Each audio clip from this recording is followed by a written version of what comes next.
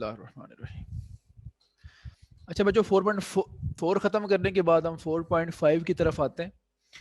तो एक्सरसाइज 4.5 जो है, इसके अंदर एक ही टॉपिक है जिसके ऊपर ये पूरी एक्सरसाइज बेस करती है। ठीक है, जो 2021 का फेडरल बोर्ड का सिलेबस है उसमें जो इसके क्वेश्चंस हमें करने को कहा गया है वो मैं आपको बता देता हूँ। 1, 4, 6, 7 और 9 ये क्वेश्चंस इस साल का जो रिड्यूस सिलेबस है उसमें। और वैसे भी अगर रिड्यूस सिलेबस में ये क्वेश्चन ना भी हो तो मैं आपको एक बात बताऊं कि इसके जो पहले 6 क्वेश्चन है वो सेम है। उनमें से हम 2 भी कर लें तो हमारा मसला हल हो जाता है, और 2 ही उसने हमसे 3 कहे हुए हैं। तो पहले 6 में से 2 क्वेश्चन करना सफिशिएंट होते हैं, फिर 7 और 8 सिमिलर है, उसमें से एक करना काफ़ी होता है, तो उसने भी ये करने का कहा हुआ है। तो इसका मतलब रिड्यूस सिलेबस ना भी होता तब भी हमने यही क्वेश्चन करने थे और हमारा मसला जो हल हो जाना था, पूरी एक्सरसाइज हमारी रिवाइज हो जानी थी। अच्छा, टॉपिक कौन सा एक्सरसाइज में वो देख लेते हैं।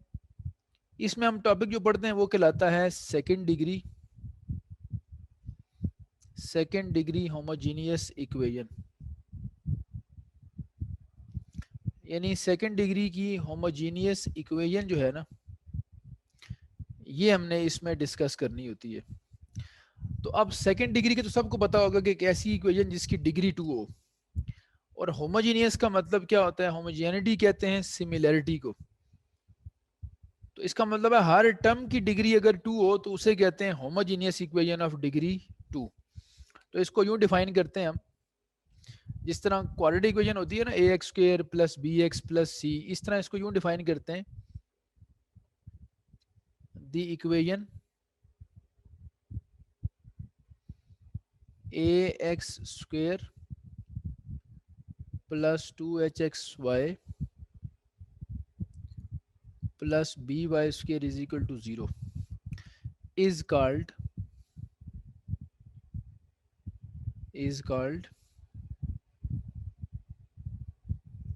homogeneous equation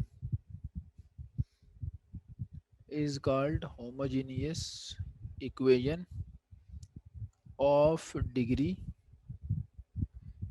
2।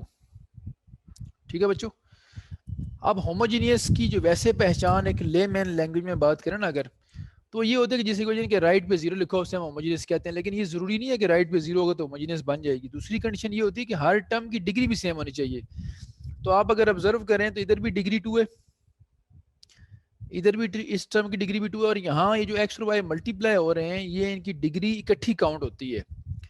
तो इसे कहते हैं होमोजीनियस इक्वेशन ऑफ डिग्री 2। और ये डिग्री 2 इन 2 वेरिएबल भी है, यानी ये 2 वेरिएबल्स में इक्वेशन ऐसी बन रही है जो कि होमोजीनियस है और डिग्री 2 वाली है।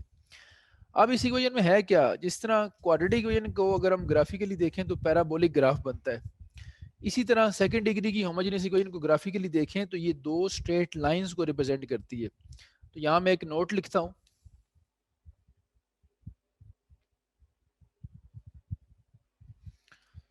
नोट क्या है जी कि इट रिप्रेजेंट्स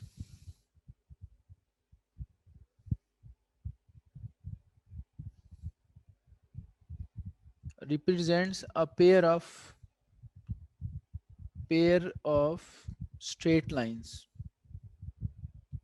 चैप्टर पूरा वैसे भी लाइंस के ऊपर ही है, एनालिटिकल ज्योमेट्री है ना बेसिकली ये, तो कोई ना कोई हर एक्सरसाइज में लाइन की डिस्कशन जरूर होती है। तो ये क्या रिप्रेजेंट करती है? पेयर ऑफ स्ट्रेट लाइंस, और वो बड़ी स्पेशल लाइंस होती हैं। थ्रू द ओरिजिन, वो लाइंस ओरिजिन से पास भी करती हैं। दूसरी बात भी याद रखनी है, यानी एक तो ये स्ट्रेट लाइंस को रिप्रेजेंट करती है इक्वेशन, और ऐसी लाइंस जो थ्रू द ओरिजिन हो। इसका मतलब क्या हुआ कि pair of straight lines through the origin, ऐसी लाइंस जो ओरिजिन से पास करें वो इससे बनती हैं। तो अब जरा डायग्रामेटिकली एक रफ सा स्केच करके देखते हैं कि क्या मीनिंग हुआ इस बात का। इस बात का मीनिंग ये है कि लेट से अगर एक लाइन ये बन गई इससे और एक लाइन ये बन गई, तो दोनों लाइंस में जो ख़ास बात है वो ये है कि ये दोनों लाइंस ओरिजिन से गुजरती हैं। ठीक है, जो भी इस सेकंड डिग्री की इक्वेशन से लाइंस बनेंगी वो कहाँ से पास करेंगी? ओरिजिन से। अब अगला क्वेश्चन ये आता है कि इनके दरमियान एंगल अगर निकालना पड़ जाए तो कैसे निकालना है। तो एक तो मेथड हमारे पास वही वाला है ना जो हमने पहले पढ़ा हुआ है, जिसमें स्लोप्स की बेस पे एंगल निकालते होते हैं, ठीक है, वो मेथड भी लगा सकते हैं। और दूसरा ये है कि अगर इसमें हम डायरेक्ट देखें तो वो भी हम फाइंड कर सकते हैं। तो छोटी सी हेडिंग में हम बनाते हैं angle between the lines, angle between the lines, ठीक है। और ये ख़ास तौर पे बेटा एंगल निकालने की बात हम कर रहे हैं उन लाइंस की जो इस इक्वेशन से बनती हैं। वैसे तो एंगल बिटवीन द लाइंस का टॉपिक हम पहले भी पढ़ चुके हैं 4.4 में, लेकिन वो रैंडमली कोई भी दो लाइंस थी। यहाँ पे हम जो जिन दो लाइंस के दरमियान एंगल निकालने की बात करने लगे हैं वो इस सेकंड डिग्री की इक्वेशन से बनने वाली दो लाइंस होंगी। तो एंगल निकालने का फार्मूला बड़ा आसान सा है, वो ये है tan theta is equal to 2 into under root के अंदर आएगा H square minus A B over A plus B. इसमें लाइंस की स्लोप की जरूरत ही नहीं हमें, अगर ये इसका ए एच और बी जिस तरह क्वाड्रेटिक में ए बी सी होते हैं ना, क्वाड्रेटिक इक्वेशन में वो वन वेरिएबल में होती है, तो ये भी क्वाड्रेटिक है इन टू वेरिएबल, तो इसमें से ए एच और बी हमें कंपेयर करके निकालना होगा और यहाँ पुट कर देना होगा। तो ये एंगल निकालने का फॉर्मूला बन गया। और अगेन वही बात है, दो तरह के एंगल आ सकते हैं। अगर ये एंगल आप फाइंड करेंगे तो फिर ये जो दूसरे वाला एंगल होगा ये भी आप फाइंड कर पाएंगे। सिर्फ क्या होता है कि दोनों में से एक पता लगे तो टोटल 180 होता है, तो 180 से माइनस करके आप दूसरा भी निकाल सकते हैं, ठीक है बच्चों। और नेगेटिव आंसर आपका जब आता है तो उसको क्लॉकवाइज कहते हैं हम, और फिर एंटी क्लॉकवाइज करने के लिए 180 में से उसको माइनस करते होते हैं। तो खैर ये हो गया हमारे पास इसका फार्मूला। और फर्दर मोर अगर हम इस फार्मूले से अपने एमसीक्यूज के लिए कुछ चीज़ें ड्राइव करना चाहें तो वो भी हम कर सकते हैं। वो क्या कर सकते हैं एमसीक्यूज के लिए? वो हम ये ड्राइव कर सकते हैं कि दो बड़े स्पेशल एंगल बनते हैं। अगर आप गौर से देखें ना इसको, वो दो स्पेशल एंगल कौन से बन सकते हैं वो मैं एक एक करके लिखता हूँ। अगर a प्लस बी जीरो हो जाए, ठीक है बच्चों, a प्लस बी डिनोमिनेटर है, अगर a प्लस बी जीरो हो जाएगा तो इसका मतलब ये होगा ये अनडिफाइंड हो जाएगा। और टेन अनडिफाइंड जब होता है तो थीटा कितना होता है 90 डिग्री। इसका मतलब है जब a प्लस बी जीरो होगा तो लाइंस के दरमियान एंगल कितना होगा 90। और इसको हम वर्डिंग में क्या कह सकते हैं कि जो लाइंस होंगी वो आपस में क्या होंगी, लाइंस आर परपेंडिकुलर, ठीक है बच्चों। और दूसरा एक स्पेशल केस ये हो सकता है कि अगर H square minus A B zero हो जाए, अगर H square minus A B zero हो जाएगा तो ये न्यूमिनेटर को जीरो कर देगा, और न्यूमिनेटर जीरो हो गया तो टेन जीरो हो जाएगा, और टेन जीरो होता है जीरो पे, तो एंगल कितना आ जाएगा जीरो। जीरो एंगल का मतलब होता है कि लाइंस पैरेलल हैं, लेकिन चूंकि ये एक ही पॉइंट से पास करती हैं तो एक ही पॉइंट से दो लाइंस अगर पास कर रही हो और वो पैरेलल भी हो, यानी उनके दरमियान एंगल जीरो हो, तो ऐसी लाइंस को हम कहते हैं कोइंसिडेंट लाइंस या ओवरलैपिंग लाइंस भी कह सकते हैं, ठीक है। तो लाइंस आर कोइंसिडेंट या आप ओवरलैपिंग भी कह सकते हैं, यानी लाइंस जो हैं वो कॉन्साइड कर गई हैं, ओवरलैप कर गई एक दूसरे के ऊपर, ठीक है बच्चों। तो ये इसका आइडिया था हमारे पास, और अब हम इसको शुरू करते हैं। तो देखते हैं किस तरह से ये अब एप्लीकेबल होगा। एक्सरसाइज बुक आपके सामने होगी, एक्सरसाइज आप देखें। तो दो चीज़ें हमने पढ़ी हैं, लाइंस रिप्रेजेंट करती है ये इक्वेशन, और उनके दरमियान एंगल इस तरह निकालते हैं। अब अगर आप एक्सरसाइज को देखें तो उसमें यही दो चीज़ें पहले 6 क्वेश्चन में वो आपसे डिमांड करेगा, ठीक है बच्चों। मैं इसकी वर्डिंग आप लोगों के लिए पढ़ भी देता हूँ। तो मैं पढ़ रहा हूँ, सुन लें ज़रा। इसमें लिखा हुआ है, आप देख भी सकते हैं इसको। Find the lines represented by each of the following, also find measure of angle between them. वो कह रहा है कि ये जो 6 इक्वेशंस हैं 1 से लेकर 6 तक क्वेश्चन की हेडिंग है, ये इनमें से जो लाइंस बनती हैं वो बताएं कौन सी हैं, और उनके दरमियान एंगल भी निकालें। तो आप सारों को ऑब्जर्व करें तो ये सारी की सारी 6 की 6 होमोजीनियस इक्वेशंस है ऑफ डिग्री 2। तो इनकी जनरल फॉर्म ये लिखवाई है जो मैंने आपको। तो ये दो लाइंस को रिप्रेजेंट करती है और वो लाइंस हमने बनानी। तो जो जो पार्ट्स हमें कहे गए हैं बेटा वही पार्ट्स हम करते हैं। तो जिस तरह मैंने कहा रिड्यूस सिलेबस में इसका पहला, फोर्थ, सिक्स्थ है, पहले 6 में से। तो दो एक मैं करवा देता हूँ, एक आपने कर लेना है, फिर एक मैं 1 करवा देता हूँ और एक 6 करवा दूंगा। तो क्या है जी 10x² माइनस 23xy और minus 5y² is equal to 0। ठीक है, तो मैं क्या लिखूंगा जी, find the lines represented by the above equation. ठीक है, यहाँ से स्टार्ट करते हैं इसका सोल्यूशन। अब मैंने क्वेश्चन की वर्डिंग नहीं लिखी, मैं बोल के फिर बता देता हूँ कि आपने इस सेकंड डिग्री की होमोजेनियस इक्वेशन से जो दो लाइंस बनती हैं वो फाइंड करनी है कि वो कौन सी हैं। दो लीनियर फैक्टर बनाने हैं इसके आपने, और फिर एंगल निकालना है उनके दरमियान। तो ये देखें बेटा, सबसे पहले तो अगर दो लाइंस आप फाइंड करना चाहते हैं तो आप इसको फैक्टराइज कर दें।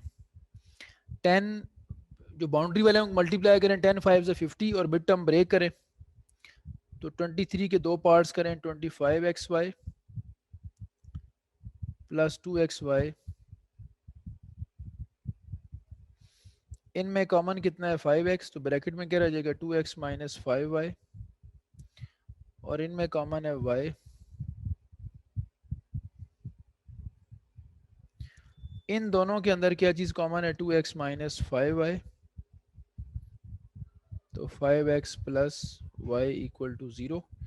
दोनों का 0 हो रहा है product, so at least one of them must be 0। तो ये बेटा दो जो फैक्टर्स बने हैं ना, ये दोनों लीनियर फैक्टर्स हैं, और आपने याद होगा आप लोगों को चैप्टर 4 में 4.3 में 4.4 में बार बार इक्वेशंस फाइंड किए हैं। तो ये दोनों लीनियर इक्वेशंस हैं, और ऐसी लीनियर इक्वेशन जिनमें A X plus B Y plus C वाली फॉर्म है, दोनों का कांस्टेंट 0 है। तो जिन लाइंस का कांस्टेंट 0 वो ओरिजिन से पास करती है, जिसका मतलब कंफर्म बात है कि दोनों लीनियर इक्वेशंस हैं, दो लाइंस हैं, और दोनों लाइंस ओरिजिन से पास करती हैं। आपने अगर टेस्ट करना हो ना कि क्या ये दोनों ओरिजिन से पास करती हैं या नहीं, तो ओरिजिन के कोऑर्डिनेट 0 0 होते हैं। आप एक्स और वाई को यहाँ भी 0 पुट करें और एक्स और वाई को यहाँ भी 0 पुट करें, तो 0 माइनस 0 0 0 0 प्लस 0 0 0, तो ये 0 0 को सेटिस्फाई करती हैं। तो ये दोनों हमारी वो लाइंस हैं जो सेकंड डिग्री की होमोजीनियस इक्वेशन बना रही थी। ठीक है बच्चों, तो पहला जो उसने हमसे पहली डिमांड की थी वो हमने पूरी कर दी है। उसने कहा था find the lines represented by each of the following equation. तो these are the required lines basically. ठीक है, ये दो लाइंस आ गई हैं आपके पास। अगली उसने चीज़ हमसे पूछी है एंगल इनके दरमियान, कि इनके दरमियान एंगल कितना होगा। तो डायग्रामेटिकली समझ लें कि ये दो लाइन जो ओरिजिन से पास करनी है, एंगल निकालना है। एंगल निकालने के लिए फार्मूला है, इसमें हमें एच ए और बी चाहिए, तीन चीज़ें हमें चाहिए। तो इस इक्वेशन को सेकंड डिग्री की इक्वेशन के साथ कंपेयर करते, जिस तरह किसी क्वाड्रेटिक इक्वेशन को कंपेयर करके आप ए बी सी निकालते होते हैं ना, उसी तरह यहाँ ए बी और एच निकालना है। तो नेक्स्ट पेज पे चलते हैं और इसका एंगल निकालने का देखते हैं क्या तरीका है। सबसे पहले तो आप ये देखें, बाय कंपेयरिंग, किसको कंपेयर करना है, स्टार इक्वेशन को। स्टार से मुराद जो गिवन है, इसको कंपेयर करना है किसके साथ, इसको कंपेयर करना है इस इक्वेशन के साथ जो सेकंड डिग्री की प्रॉपर फॉर्म होती है, X A X square plus 2h(xy) plus B Y square is equal to 0। तो इसके साथ जब आप कंपेयर करते हैं तो देखें आपको क्या मिलता है, ए भी आपको मिल जाता है, बी भी आपको मिल जाता है। ठीक है, ए आपके पास कंपेयर करके आएगा, स्टार इक्वेशन ये वाली है। ए होता है एक्स स्क्वायर का कोशेंट 10 है, बी होता है वाई स्क्वायर का -5 है, और 2h होता है एक्स वाई का कोशेंट -23 है। तो ए आ गया 10, बी आ गया कितना आपके पास -5, यहाँ लिख लेता हूँ, बी आ गया कितना -5, और जो 2h है ये -23 है। तो यहाँ से h की वैल्यू आ गई -23/2। So we have all the values. अब हम एंगल की तरफ चलते हैं। अब हम लिखेंगे लेट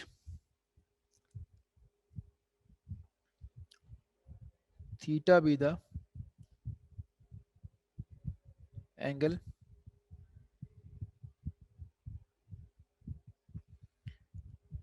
बिटवीन द लाइंस।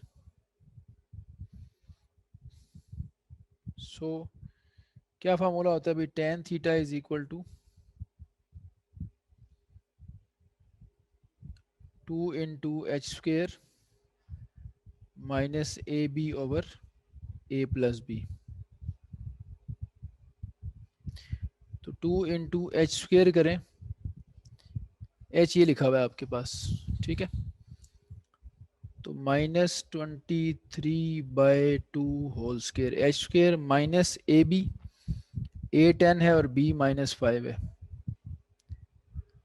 और डिवाइडेड बाय क्या होगा, ए प्लस बी। अब ये सारी जो कैलकुलेशन है, ये देखते हैं करने के बाद क्या आंसर बचता है। नीचे कितना आ गया भाई 15, और ऊपर देखें क्या बनता है, ये 2 हो गया, और अंडर रूट के अंदर जो सिंप्लीफिकेशन है वो करते हैं। 23 का स्क्वायर डिवाइड बाय कितना होगा 4, और ये बनता है 50, 54 ज़ा 200, और 23 का अगर हम स्क्वायर करें तो ये आप लोग जिन लोगों के पास कैलकुलेटर्स वगैरह अवेलेबल हैं अभी सामने हैं, तो वो साथ साथ इसको कैलकुलेट करते जाएं भी, ताकि हमें फिर इसका फाइनल आंसर मिल जाए। तो 23 का जब आप स्क्वायर करते हैं तो ये 529 आता है। तो ऊपर हम हमारे पास बनेगा, ये देखें 529/4 और 10 5 ज़ा 50। तो ये 4 इधर मल्टीप्लाई, जब एलसीएम लेंगे 54 ज़ा 200, 200 प्लस 529 729 हो जाएगा। तो 729/4, 729 का जो स्क्वायर रूट होता है बेटा, अगर वो हम कैलकुलेट करें तो ये 729 जो है ये स्क्वायर रूट बनता है 27 का। तो जरा जल्दी मैं कर रहा हूँ, ये इसका 2 आएगा, 2 से कट जाएगा, उसका 27 आ जाएगा, 27/15 होगा, और 3 9 ज़ा 27, 3 5 ज़ा 15। तो tan थीटा ये आ गया। थीटा जब कैलकुलेट करेंगे, टेंजेंट इनवर्स ऑफ 9/5। तो ये जब आप इसको सिंप्लीफाई करेंगे, tan इनवर्स ऑफ 9/5 करेंगे बेटा, तो आपको जो आंसर मिलेगा, चूंकि ये पॉजिटिव है तो पॉजिटिव ही आंसर आएगा, और जो पॉजिटिव आंसर हमारे पास आएगा वो कैलकुलेटर आप लोगों के सामने होगा 79.51 डिग्री। ठीक है बच्चों, तो ये तकरीबन बनेगा। आप इसको with the help of calculator verify कर सकते हैं। तो ये दोनों काम हमने कर दिए हैं, 2 लाइंस भी निकाल ली और उनके दरमियान एंगल भी। तो जो फर्स्ट 6 क्वेश्चन हैं बेटा वो इसी तरह के हैं। रिड्यूस सिलेबस में आपको पहला, फर्स्ट, फोर्थ और सिक्स्थ कहा गया है। फोर्थ तो बिल्कुल इसी तरह कर लीजिएगा, सिक्स्थ मैं करवाता हूँ, उसमें एक खास बात है, वो देखते हैं वो क्या है। अच्छा जी, इसको सिंप्लीफाई करते हैं। तो ये जो tan थीटा हमारे पास बना था, ये बनेगा,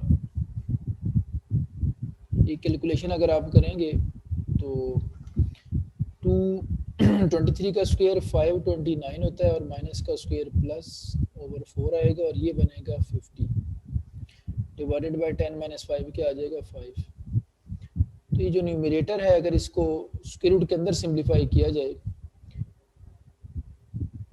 तो ये सारे का सारा मिलके बनता है एलसीएम लेने के बाद 729/4। 729 का स्क्वायर रूट निकालें 27 आता है, 27 और 4 का अंडर रूट 2 आएगा, 2 से क्या हो जाएगा कैंसिल, तो ऊपर सिर्फ 27 रह जाएगा, और नीचे क्या है 5। तो tan थीटा आपके पास ये आ गया। तो इसका मतलब है थीटा फिर क्या होगा, tan इनवर्स ऑफ 27/5। अब कैलकुलेटर्स आप लोगों के पास होंगे अगर आप इसको with the help of calculator निकालें तो ये डेसिमल में देखें तो ये 5 4 बनेगा, और जब इसको आप सिंप्लीफाई करते हैं बेटा with help of calculator inverse करके, तो 79.51 डिग्री आंसर आता है इसका। ठीक है बच्चों, तो यहाँ ये क्वेश्चन हमारा होता है कंप्लीट, और इसके बाद देखते हैं जो इसका नेक्स्ट क्वेश्चन है, ये आ गया हमारा एंगल। ठीक है बच्चों, अब चलते हैं नेक्स्ट क्वेश्चन की तरफ और देखते हैं कि उसमें 2 चीज़ें हमसे डिमांड यहाँ की गई थी, वो दोनों हमने करनी है। लाइंस का पेयर भी बना लिया था और दोनों के दरमियान एंगल भी हमने फाइंड कर लिया है। अब अगला क्वेश्चन देखते हैं कि जो वो पहले चूंकि 6 सिमिलर क्वेश्चन थे, लेकिन रिड्यूस सिलेबस में 1, 4 और 6 था, तो 4 में आप पे छोड़ रहा हूँ और 6 में इसके बाद करवाता हूँ। अच्छा जी, अब आते हैं क्वेश्चन नंबर 6 पे, और क्वेश्चन नंबर 6 जो है, पहले 6 एक तरह के थे, तो पहले 5 तो आसानी से मिड टर्म ब्रेक करके फैक्टराइज हो जाते हैं। आप खुद भी ज़रा बुक सामने रखें ना तो आपको अंदाज़ा हो जाएगा। लेकिन जो क्वेश्चन नंबर 6 है इसका, उसमें जो इक्वेशन दी हुई है वो फैक्टराइज नहीं होती, तो इसलिए वो मैं खुद अटेम्प्ट कर रहा हूँ और रिड्यूस सिलेबस का पार्ट भी है। तो क्वेश्चन 6 में ये कहा गया है कि जो गिवन हमारे पास इक्वेशन है, हेडिंग वही वाली है कि आपने सेकंड डिग्री की जो होमोजेनियस इक्वेशन से दो लाइंस बनती हैं वो डिटरमिन करनी है, और फिर आपसे ये कहा गया है कि उनके दरमियान एंगल भी निकालना है। ठीक है, तो जिस तरह हमने इससे पिछला क्वेश्चन किया है उसी तरह फिर हम ये भी कर रहे हैं साथ साथ। अच्छा जी, आगे चलते हैं। आप सुने ज़रा। पहली बात तो ये है कि अगर इसमें यहाँ कोई नंबर लिखा होता, जिस तरह पहले 5 क्वेश्चन अगर आप देखें तो यहाँ नंबर लिखा हुआ है कोई ना कोई, तो हम आसानी से मिड टर्म ब्रेक कर लेते हैं फैक्टराइज करने के लिए। फैक्टर बनाएंगे तो दो लाइंस बनेगी ना। लेकिन इसकी मिड टर्म ब्रेक इसलिए नहीं हो रही क्योंकि ये सीकेंड की फॉर्म में लिखा हुआ है और हमें नहीं पता कि क्या इसके ब्रेक होने के बाद पार्ट्स बनेंगे। तो फिर हम क्या करते हैं, फिर हम ये करते हैं बेटा कि हम कोई भी क्वाड्रेटिक इक्वेशन जब सॉल्व नहीं होती ना, तो फिर हम ये कर लेते हैं कि उसको अगर फैक्टराइज नहीं होती तो फिर हम उसको करते हैं क्वाड्रेटिक फार्मूला से। क्वाड्रेटिक फार्मूला में जब किसी इक्वेशन को पुट किया जाता है उसकी वैल्यूज को, तो उसको प्रॉपर क्वाड्रेटिक फॉर्म में पहले लाना होता है, यानी जो क्वाड्रेटिक इक्वेशन की स्टैंडर्ड फॉर्म होती है ना उसमें लेके आना होता है उसको। अब अगर हम इसको गौर से देखें तो इसमें हमारे पास ये क्वाड्रेटिक इक्वेशन अपनी स्टैंडर्ड फॉर्म में नहीं नजर आ रही हमें, क्योंकि ये समझ नहीं आ रही कि ये एक्स में क्वाड्रेटिक है या वाई में क्वाड्रेटिक है। इसमें एक्स की भी डिग्री 2 है और वाई की भी डिग्री 2 है, तो या तो ये किसी एक में क्वाड्रेटिक ट्रीट करें एक्स में या वाई में, और या फिर ये कर लें कि दोनों एक्स और वाई को मिक्स करके एक नया वेरिएबल बना लें। तो हम अपनी आसानी के लिए ये करते हैं कि हम ये कन्फ्यूजन हमें यहाँ नज़र आ रही है वो ये है कि ये समझ नहीं आ रही कि इसको एक्स में क्वाड्रेटिक रखें या वाई में। उससे बचने के लिए ये करता हूँ कि dividing both sides by X square. आप एक्स स्क्वेयर से डिवाइड करके किसी एक में इसको क्वाड्रेटिक बना लें। उससे होगा क्या देखें, जब मैं इसको दोनों तरफ एक्स स्क्वेयर से डिवाइड करूंगा तो ये यूं हो जाना है, X square by X square minus 2xy secant alpha over X square और plus Y square over X square is equal to 0। अब ये जो वाई स्क्वेयर एक्स स्क्वेयर जो सबसे एंड में लिखा है ये वाला, इसको शुरू में लिखें यहाँ पे, और वाई ओवर एक्स के ऊपर होल स्क्वेयर लिख दें। ये एक्स एक्स से कटेगा और वाई ओवर एक्स रह जाएगा,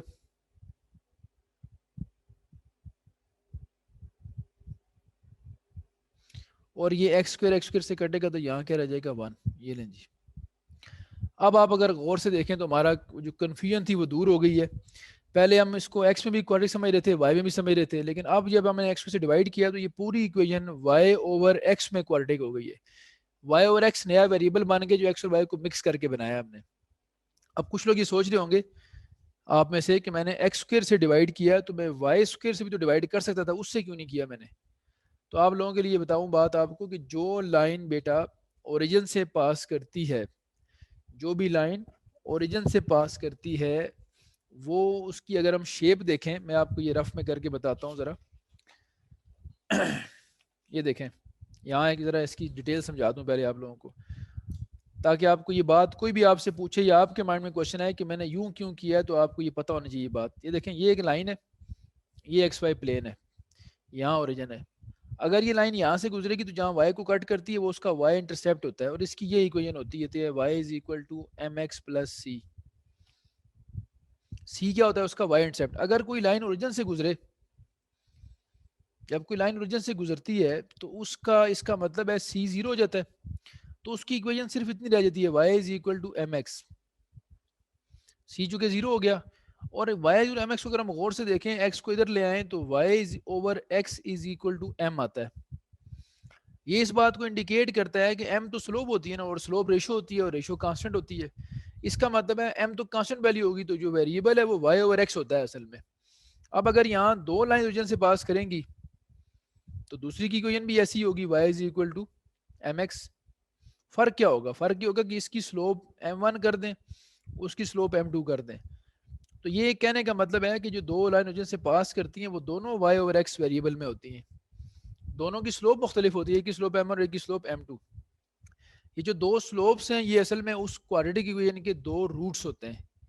तो ये हमें हिंट मिलता था कि जो लाइन ओरिजिन से पास करे वो y is equal to M X होती है, c उसमें जीरो होता है, और यहाँ से पता लगता है कि y ओवर x किसी कांस्टेंट के इक्वल आता है, यानी y ओवर x हमारा वेरिएबल होता है। तो ये वजह थी बेटा कि मैंने इसको एक्स स्क्वायर से डिवाइड किया ताकि ये y ओवर x में क्वाड्रेटिक बन जाए।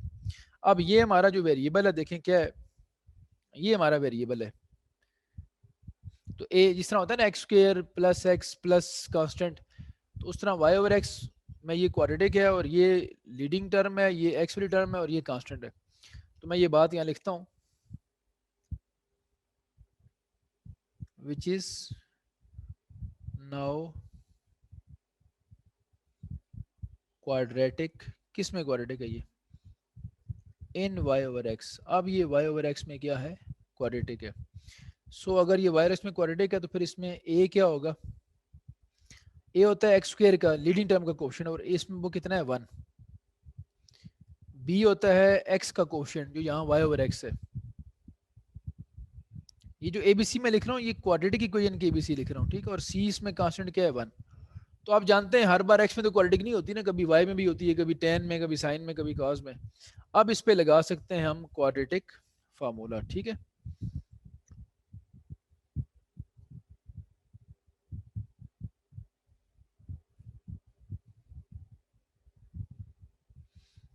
अब क्वाड्रेटिक फार्मूला क्या होता है, यूं होता है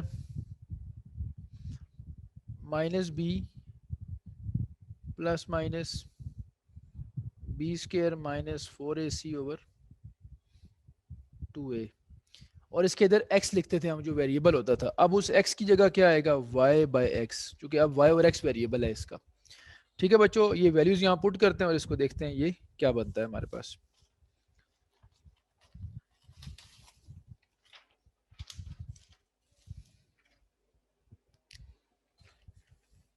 ये साथ में रखता हूँ ताकि ये कंटिन्यूटी में आपको ये नज़र भी आता रहे। तो y ओवर एक्स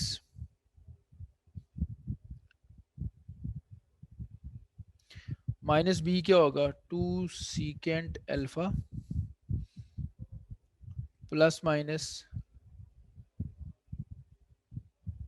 बी का स्क्वायर करें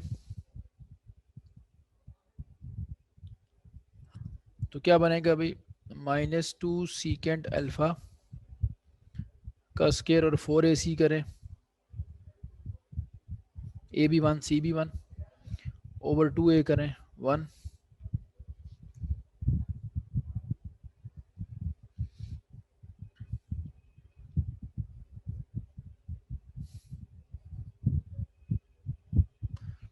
तो ये बना 4 secant square alpha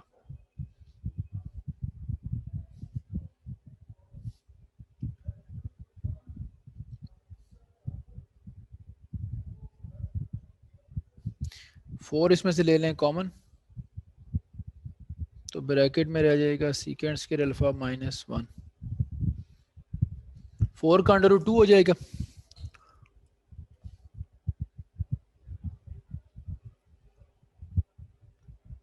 two secant alpha plus minus 2, 4 का 2 बाहर आ गया अंडर रूट के बाद, सीकेंट स्क्वायर माइनस अल्फा होता है 10 स्क्वायर अल्फा, 2 कॉमन लेके कैंसिल कर दें, secant alpha plus minus under root cut के क्या हो जाएगा 10 अल्फा। इधर क्या चल रहा है वाई बाय एक्स। अब ये दो वैल्यूज आई है ना secant alpha plus minus 10 alpha, ये दो स्लोप्स हैं असल में। अभी पिछले पेज में मैंने आपको बताया था ना, ये देखें ये जो y ओवर x की दो वैल्यूज आती है ना m1 और m2, ये दो स्लोप्स होती हैं। तो एक प्लस में और माइनस में अगर अलग अलग करें और अल्फा की कोई वैल्यू होगी ना 30 45 60 कोई भी एंगल हो सकता है ये, तो मैं दोनों को अलग अलग करता हूँ बेटा। एक y over x is equal to secant alpha plus 10 alpha, और एक y over x is equal to secant alpha minus 10 alpha. यहाँ तक भी आपका आंसर एक्सेप्टेबल होता है, लेकिन बुक से अगर आंसर आपने मैच करना है तो फिर आप इसको साइन काज में कन्वर्ट कर दें। लेकिन पहले बता रहा हूँ कि ये ज़रूरी नहीं है साइन काज में कन्वर्ट करना है इसको, ठीक है। ये 1 ओवर क्या बनता है कॉज अल्फा, ये क्या बनता है sine alpha over cos alpha.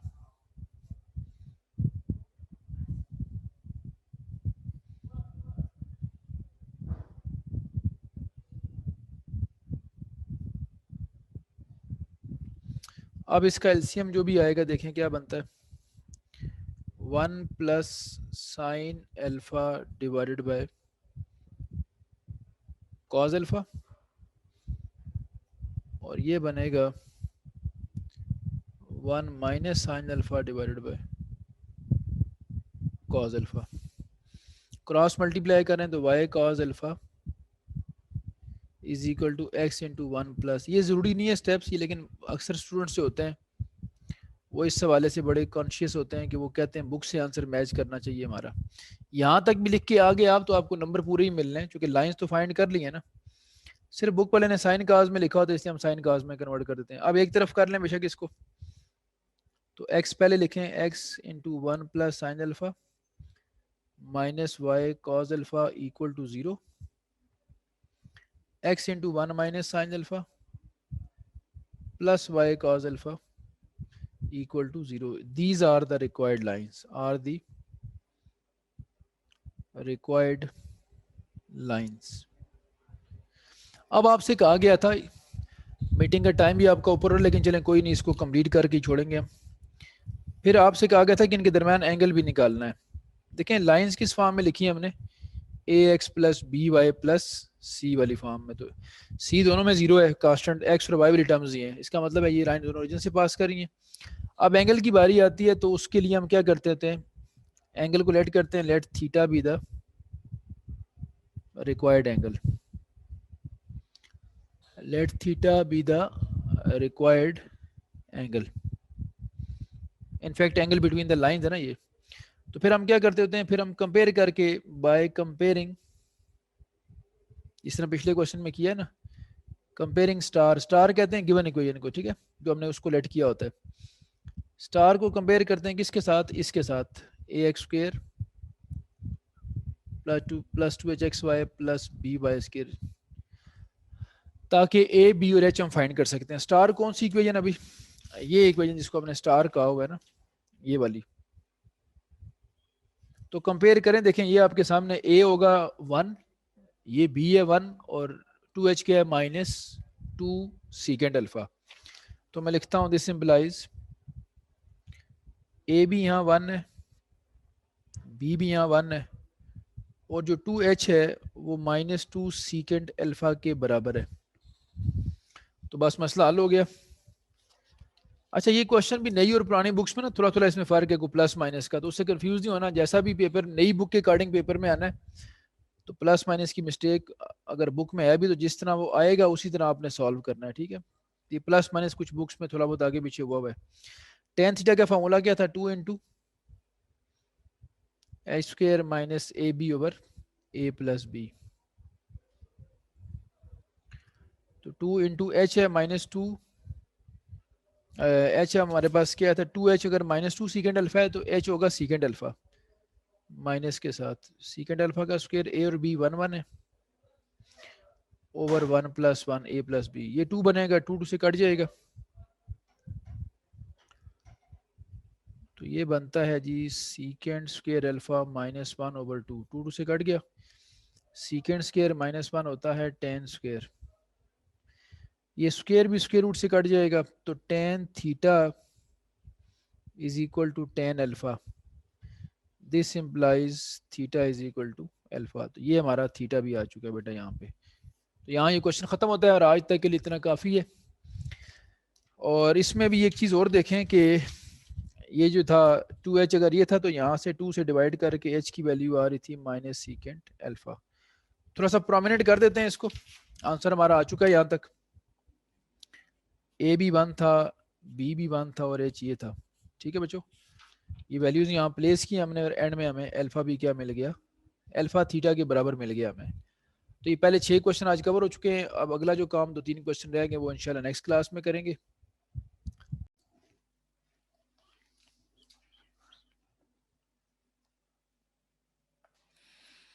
Question number 7 है जी हमारा, और इसमें हमें कहा गया है, अगर आप के सामने बुक पढ़ी है तो आप खुद भी इसको एक बार रीड कर सकते हैं आपको ये कहा जा रहा है कि फाइंड जॉइंट इक्वेशन, जो मैं पूरी वर्डिंग लिखता हूँ इसको यहाँ पे, बल्कि find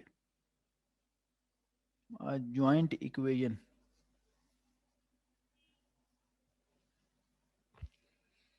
of the lines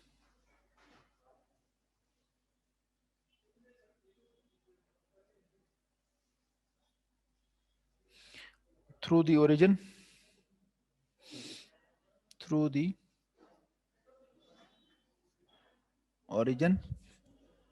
and perpendicular to the lines lines कौन सी हैं जी, यूं कह देते हैं represented by,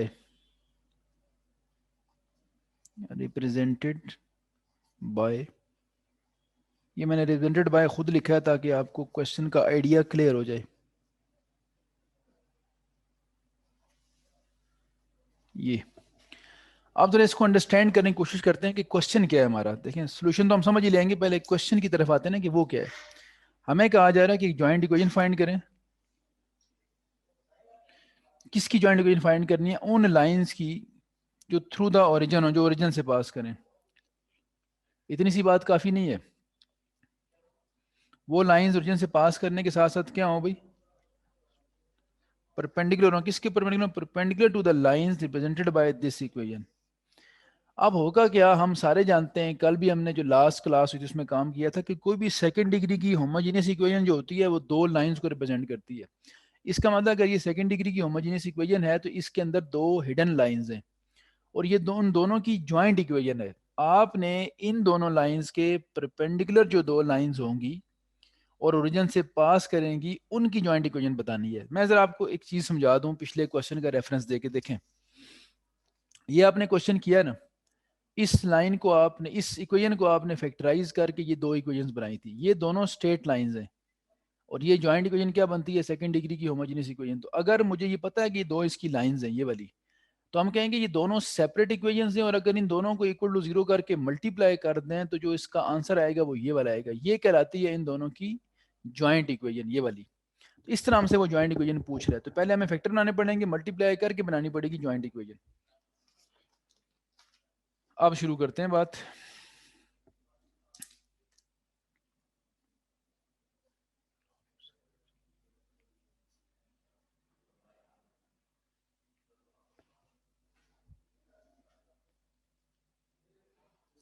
तो गिवन जो आपके पास इक्वेशन है वो ये वाली है भाई, X square minus 2xy tan alpha minus Y is equal to 0। और ये भी आपने लास्ट क्लास में, लास्ट लेक्चर में सीखा था कि सेकंड डिग्री की होमोजेनियस इक्वेशन से वो लाइंस बनती हैं जो ओरिजिन से पास करती हैं, और जो लाइन ओरिजिन से पास करे वो सिर्फ y is equal to M X वाली टाइप की होती है। ठीक है बच्चे, मैं रिकॉल करवा दूं कि कोई भी लाइन जो ओरिजिन से पास करती है ना बेटा, तो याद रखा करें उसकी इक्वेशन सिर्फ ये होती है, y is equal to M X. तो जितनी भी रीजन से पास करेंगी, जेट से ये दो लाइन रीजन से पास कर रही हैं, तो इसकी भी इक्वेशन क्या होगी? y is equal to M X. फर्क क्या होगा? इसकी स्लोप और उसकी स्लोप डिफरेंट, इसको m1 कह देंगे, उसको m2 कह देंगे, स्ट्रक्चर दोनों का सेम होगा। तो मैं लिखता हूं let y is equal to m1x and y is equal to m2x be the lines. ये कौन सी लाइंस है भाई? जो कि रिप्रेजेंट कर रही है कौन सी इक्वेशन? रिप्रेजेंटेड बाय, इसका नाम हम रख देते हैं star equation. Star equation in दो को रिप्रेजेंट कर रही है। ठीक है, इसका मतलब इसको फैक्टराइज करें तो दो लाइन जो बनेंगी वो इस टाइप की होंगी। अब m1 m2 दोनों में स्लोप डिफरेंट होगी, बाकी होंगी बिल्कुल इसी तरह की। हमने जो दो फाइंड करनी है वो इन दोनों के परपेंडिकुलर जो होंगी उनकी ज्वाइंट इक्वेशन फाइंड करनी है। अब आपकी बुक में ये बात लिखी हुई है बेटा, मैं आपको रेफरेंस के लिए बता दूं ताकि आप लोग ये बात खुद भी पढ़ सकें। 4.5 एक्सरसाइज जो है, इससे पिछला पेज अगर आप देखें ना, ये वाला, इस पेज के ऊपर ये पूरी हिस्ट्री लिखी हुई है कि कैसे अगर दो लाइंस इससे रिप्रेजेंट हो, इस सेकंड डिग्री की इक्वेशन से, और उनकी स्लोप m1 और m2 हो, ये देखें, तो जो स्लोप का सम है ना, ये बेटा आपने अपने पास ना एमसीक्यूज के लिए याद भी रखनी है बातें। ये जो स्लोप्स का सम है वो भी दिया हुआ है किस फार्मूले से आता है, और जो स्लोप्स का प्रोडक्ट है वो भी दिया हुआ है कि वो किस फार्मूले से आता है। ठीक है, तो ये दो बातें हमें यूज करनी होंगी यहाँ से इसके, तो ये मैं साथ आपके सामने लिख देता हूँ। अगर ये आपके पास है इक्वेशन, तो उसके बाद आप मुझे बताएं कि हम इस इक्वेशन को कंपेयर करके एबीसी निकाल सकते हैं। तो मैं यहाँ लिखता हूँ comparing star equation with A X square, जो इसकी स्टैंडर्ड हमने फॉर्म बनाई थी 2h(x)(2h(xy) plus B Y square is equal to 0। इससे इसको कंपेयर करें तो आपको नजर आएगा कि जो ए है इसमें वो 1 है, जो 2h है वो -2 tan अल्फा है, और जो बी है वो -1 है। तो h यहाँ से आ जाएगा -tan अल्फा। ए भी आ गया, बी भी आ गया, और आपके पास क्या आ गया भाई, एच भी आ गया। क्लियर होगी बात सब लोगों को भाई? अच्छा, अब ये क्यों निकाला है? अब हम ये कह सकते हैं कि जो स्लोप्स का सम है, जो मैंने अभी आपको 4.5 का पिछला पेज दिखाया है ना, उस पे लिखा हुआ है कि जो स्लोप का सम होता है वो -2h/b होता है। तो आपने ये ऊपर निकाला ना 2h कितना है, -2 अल्फा, और b कितना है, -1। तो यहाँ पुट करें वैल्यूज, -2h की जगह क्या आएगा, -2 tan अल्फा, b की जगह माइनस, तो माइनस माइनस प्लस होगा, और प्लस माइनस फिर माइनस हो जाएगा। तो -2 tan अल्फा मिल गई इसकी वैल्यू हमें। ठीक है बच्चों,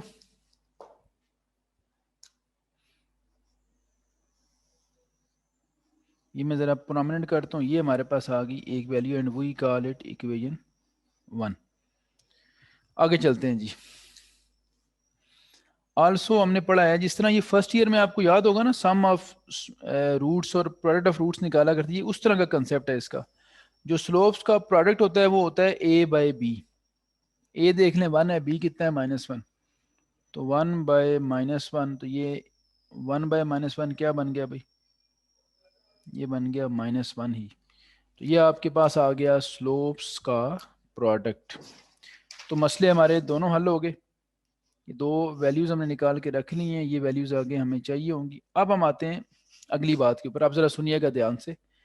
आप लोगों को ये कहा गया है कि ये इक्वेशन जो दो लाइंस बनाती है, उनके परपेंडिकुलर दो लाइंस बनानी हैं जो ओरिजिन से पास करें। अगर इससे बनने वाली दो लाइंस को हमने कहा कि एक ये लाइन है और एक ये लाइन है, तो मुझे पता है कि अगर दो लाइंस परपेंडिकुलर हों तो उनकी स्लोप एक दूसरे का नेगेटिव रेसिप्रोकल होती हैं। तो अब ये देखें कि अगर मैं कहता हूं कि ये लाइन है y=mx, ठीक है, और इस लाइन के परपेंडिकुलर ये लाइन है, ये देखें इसके परपेंडिकुलर, यानी इसके साथ कितना एंगल बना रही है, 90 डिग्री का। तो अगर ये m1x होगी तो वो होगी आपके पास y=-1/m1x। ये -1/m क्यों किया हमने? ये इसलिए किया है बेटा कि दो लाइंस अगर परपेंडिकुलर हो तो एक की स्लोप दूसरे की स्लोप का नेगेटिव रेसिप्रोकल होती है, और वो भी ओरिजिन से ही पास करेगी, तो फिर उसमें भी सी नहीं होगा, वो सिर्फ mx टाइप की होगी आपके पास। तो अगर इन दोनों के परपेंडिकुलर बनाना है तो जो इसके परपेंडिकुलर आएगी वो y=-1/m1x होगी, और जो इसके परपेंडिकुलर आएगी वो y=-m2x होगी, -1/m2, और साथ क्या होगा, x। तो ये बात मैं लिखता हूँ, नेक्स्ट पेज पे देखें, इसको भी साथ ही रखते हैं ताकि ये नज़र आता रहे आप लोगों को। तो मैं लिखता हूँ यहाँ पे जी, as the required lines are required lines are, वो क्या होंगी, y=, पहली की जो परपेंडिकुलर आएगी वो ये वाली होगी, और जो दूसरी के परपेंडिकुलर आएगी वो ये होगी। क्योंकि उनकी स्लोप अगर m1 m2 थी तो इनकी स्लोप -1/m1 और -1/m2 होगी। इसको इधर मल्टीप्लाई कर दें तो m1y = -x। अब मैं इधर क्यों मल्टीप्लाई कर रहा हूँ, क्योंकि मैं ज्वाइंट इक्वेशन बनाना चाह रहा हूँ, और ज्वाइंट इक्वेशन बेटा तब बनती है जब हम फैक्टर्स बना के मल्टीप्लाई करते हैं। अब x इधर ले आए,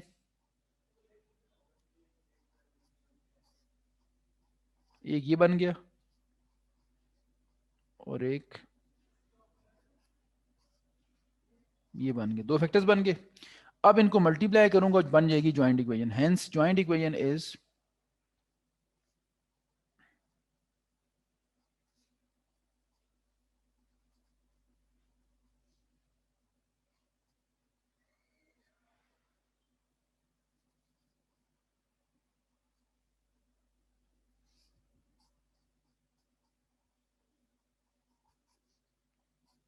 तो जब भी ज्वाइंट इक्वेशन निकालनी होती है तो फैक्टर्स को आप मल्टीप्लाई कर देते हैं।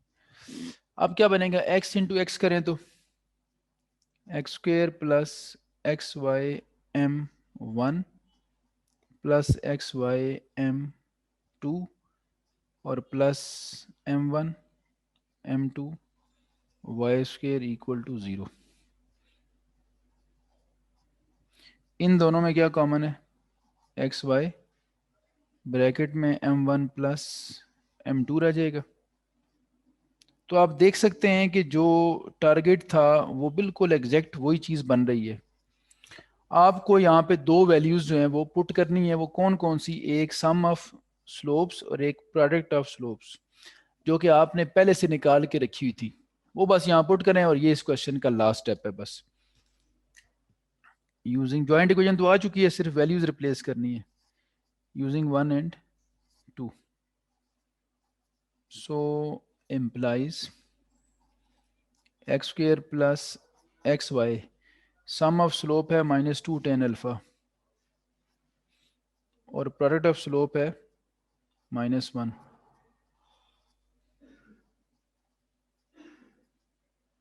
X square minus two X Y tan alpha,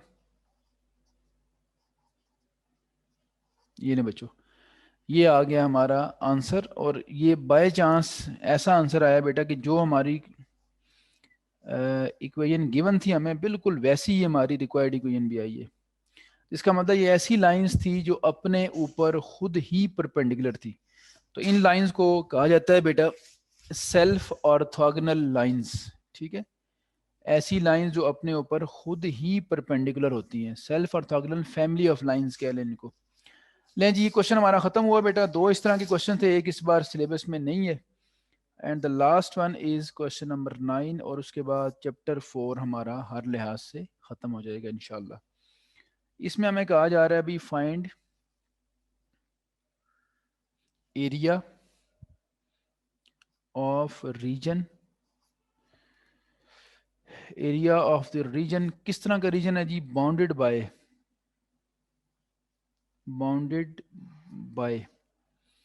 reason bound करती हैं तीन लाइंस अगर वो ट्राइंगल हो और चार लाइंस अगर वो क्वाड्रिलेटरल हो। तो यहाँ वो कह रहा है कि एक तो उसने ये इक्वेशन दे दी है 10x square minus X Y minus 21y square is equal to zero, और उसके साथ एक उसने स्ट्रेट लाइन लीनियर इक्वेशन दे दी है। तो वो आपसे कह रहा है कि इन दोनों ने जो एरिया बाउंड करना है वो फाइंड करें। अब देखने में तो ये दो इक्वेशंस लग रही हैं, लेकिन असल में ये तीन है। ये तो चलो लीनियर है, एक ही है, लेकिन ये जो क्वाड्रेटिक इक्वेशन है सेकंड डिग्री की, है जो सेकंड डिग्री की होमोजीनियस इक्वेशन है, इसमें दो छुपी हुई होती हैं लाइंस, हिडन लाइंस होती हैं। वो दोनों हमने निकालनी है पहले। वो हिडन लाइंस ट्रेस करके उन दो को इस तीसरी लाइन के साथ मिलाना है तो एक ट्राइंगल बनेगी। रेफरेंस के लिए बेटा पिछली एक्सरसाइज अगर आप देखें, मैं आपको, बल्कि यहाँ मेरे पास अगर नोट्स सामने हो तो मैं आपको दिखा भी देता हूँ। पिछली एक्सरसाइज के अंदर 4.4 के अंदर क्वेश्चन नंबर मेरा ख्याल है 14 था, क्वेश्चन नंबर 14, जिसमें आपने ये सीखा था। मैं आपको सामने बता भी देता हूँ, ये देखें, ये क्वेश्चन 14 था आपका, जिसमें तीन लाइंस एक ट्राइंगल बना रही थी, ये वाली। तो आपने 1 2 2 3 3 1 ये सॉल्व की थी, तीन आपके पास पॉइंट्स आए थे, और फिर इस फार्मूले से हमने एरिया निकाला था। बिल्कुल ये वाला काम यहाँ करना है। सिर्फ यहाँ देखने में दो नजर आ रही हैं, पहले इसको तोड़ के दो लाइंस बनानी, जिस तरह हमने पहले 6 क्वेश्चन देखे हैं ना, कि सेकंड डिग्री की होमोजेनियस इक्वेशन की मिड टर्म ब्रेक करते हैं तो दो लाइंस बनती हैं। दो वो लाइंस होंगी जो ओरिजिन पे मिलती हैं, तीसरी ये लाइन है, तो तीनों मिलकर एक ट्राइंगल बनाती हैं, उसका एरिया हम फाइंड करना चाहते हैं। तो आप ये लिख भी सकते हैं कि same as question number 14 of exercise 4.4। तो देखते हैं क्या करना है अभी। एज सबसे पहले तो इसको फैक्टराइज करते हैं।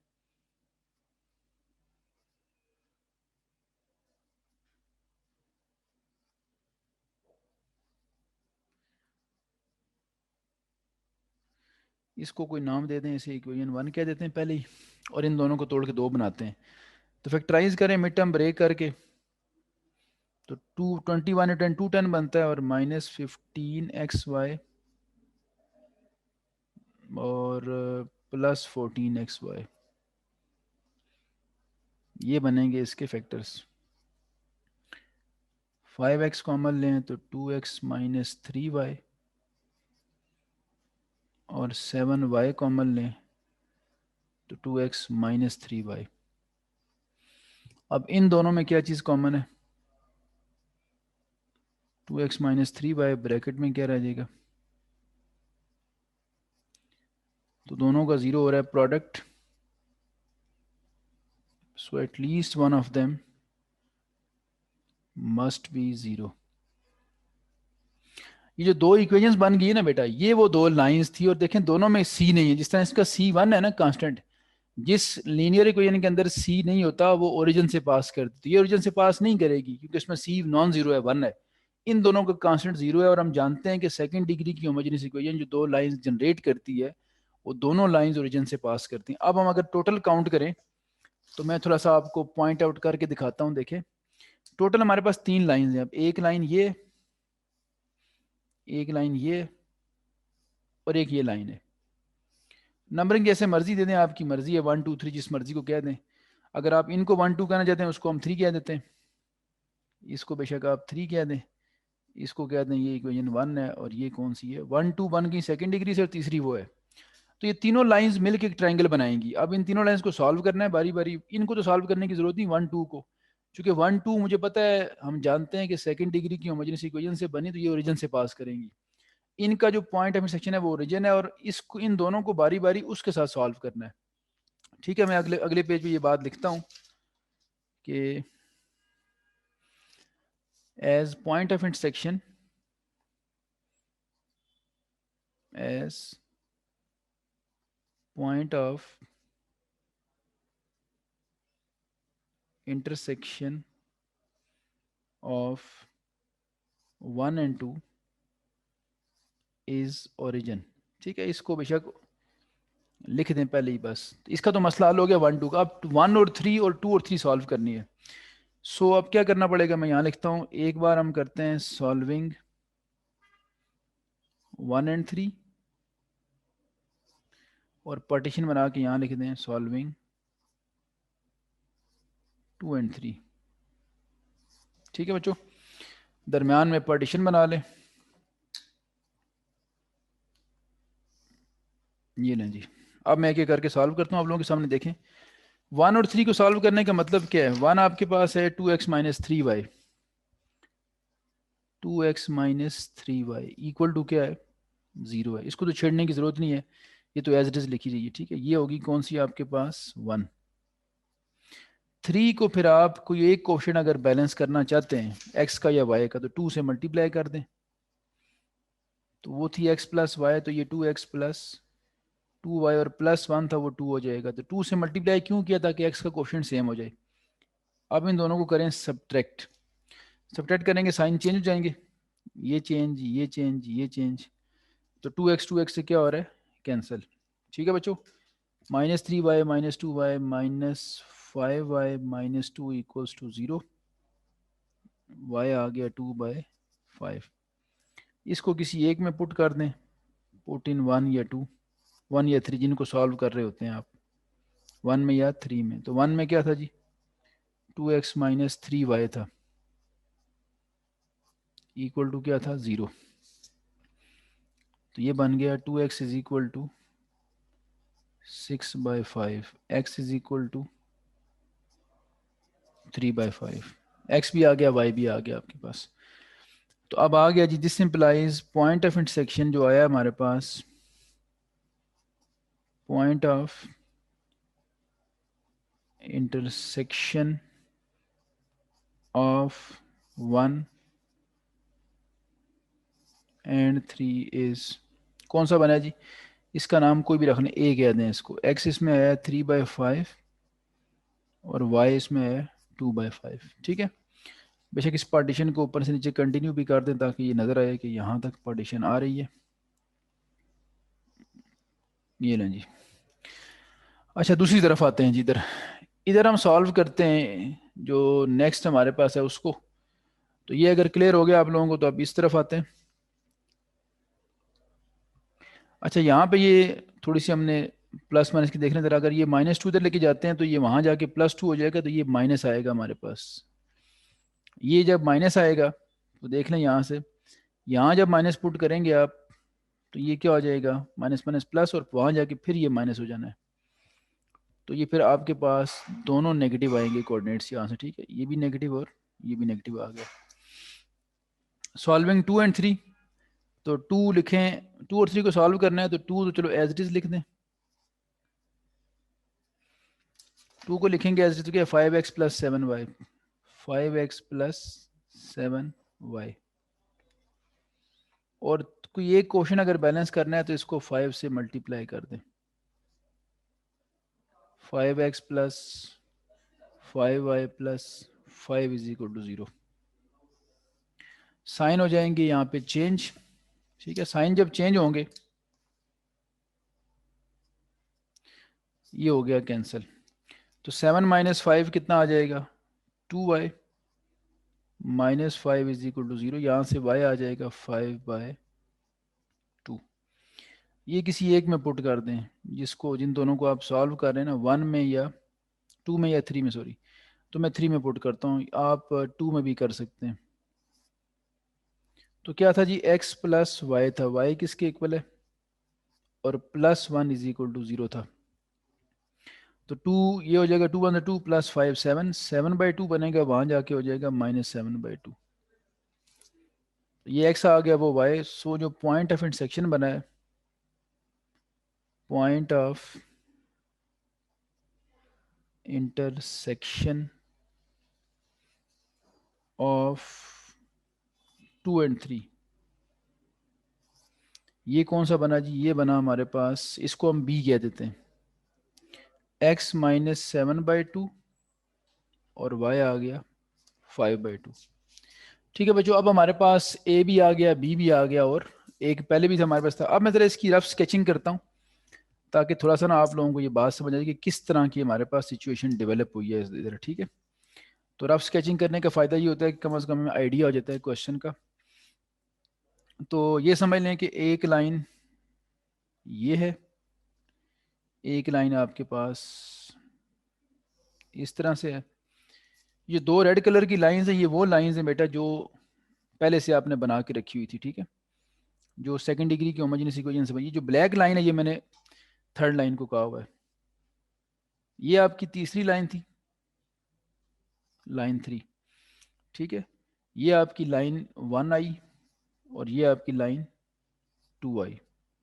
लाइन 1 और 2 हमने कहाँ से निकाली है, ये सेकंड डिग्री की होमोजेनियस इक्वेशन को फैक्टराइज करके। तो ये रेड कलर की लाइंस यहाँ मीट करती थी ओरिजिन पे, इनका जो पॉइंट ऑफ इंटरसेक्शन है वो कौन सा है, ओरिजिन है।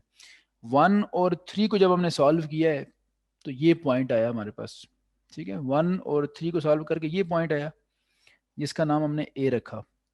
इसमें क्या था, -3/5 और -2/5।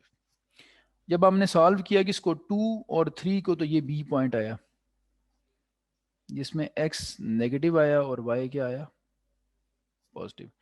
तो तीनों हमारे पास ट्राइंगल के वर्टिसेस आ गए हैं। अब ट्राइंगल का जो एरिया है वो कैलकुलेट करना है, ये ट्राइंगल के एरिया है असल में, ठीक है बच्चों। ये वाला जो एरिया शेड मैंने रफ सा किया ये हमने फाइंड करना है। तो बड़ा आसान सा काम है, एरिया का फार्मूला हम जानते हैं क्या होगा, नाउ तो इन तीनों लाइनों ने, ये लाइंस ने ये रीजन बाउंड किया था, ये वाला, इस रीजन का असल में एरिया निकालना था, ठीक है। Now area of reason bounded by, अब हम नाम दिया बना हमने 1 2 एंड 3 इज, ये होगा ट्राइंगल, कहीं से भी शुरू कर दें, ए ओ बी कह दें, ट्राइंगल ए ओ बी, ठीक है। तो ट्राइंगल ए ओ बी के एरिया, इसको डेल्टा से अगर डिनोट करें तो इज यहाँ लिख देते हैं, एरिया ऑफ, किसका एरिया बन रहा है जी हमारे पास, एरिया ऑफ ट्राइंगल AOB। और ये क्या बनता है, ट्राइंगल के एरिया का फॉर्मूला होता है हाफ लिखते हैं बाहर, फिर पहली रो में लिखते हैं ए, जो पहला पॉइंट है उसके कोऑर्डिनेट्स, ए के कोऑर्डिनेट्स, ए के ये कोऑर्डिनेट्स हैं -3/5 -2/5 और तीसरी जगह पे 1 लिखते हैं। फिर ओ के कोऑर्डिनेट 0 0 1।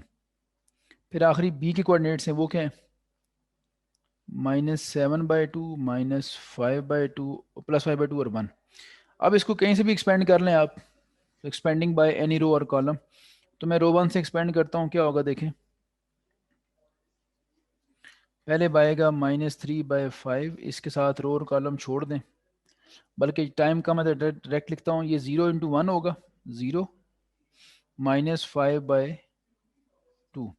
फिर माइनस फार्मूले का आता होता है, तो -2/5 ये, रो और कॉलम छोड़ दें तो ये 0 इधर मल्टीप्लाई होगा और 1 7/2 से मल्टीप्लाई हो जाएगा। फिर आखिरी आएगा 1, ये वाला 1 और ये इधर मल्टीप्लाई होने, तो 0 -0। तो ये एक्सपेंड सिर्फ किया है, कोई इतने इसमें मुश्किल काम नहीं है। पेपर में बेशक आप एक बार 2x2 के डिटर्मिनेंट्स बना के भी लिख सकते हैं। तो एक्सपेंडिंग बाय R1 जो एक यूजुअल वे होता है एक्सपेंड करने का, इसमें कोई इतना डिटेल में जाने की ज़रूरत नहीं है हमें। ये बनेगा 15/10 और ये बनेगा +7/5, 2 से कट जाएगा, ठीक है। यहाँ भी कैंसिलेशन हो रही है और प्लस के आगे 1 × 0 क्या हो जाना है, 0। तो इनसाइड अगर आप देखें तो 10 LCM आएगा, 15 + 14 29 आ जाएगा। 29/20 एरिया आ रहा है, स्क्वायर यूनिट। तो ये इस ट्राइंगल से बनने वाला एरिया था, ठीक है भाई। यहाँ बनेगा 15 और प्लस वहाँ बनना है आपके पास 14, तो 29/20 जो है वो इस ट्राइंगुलर रीजन का जो बाउंड हुआ था वो एरिया आपके सामने आ चुका है, ठीक है। तो ये मेथड था हमारे पास एरिया निकालने का, और इस क्वेश्चन के ख़त्म होने के साथ हमारा जो चैप्टर है ये 4 हर लिहाज से जो है वो ख़त्म हो चुका है।